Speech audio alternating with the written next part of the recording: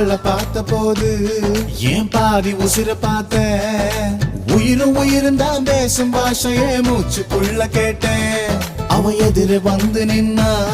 என் மீதி உசிர தருவேன் பார்வை படிக்கிற தூரம் போதுமே பக்தன் போல கிடப்பேன் அவ சிரிச்சா வெளிச்சா உருவாகும்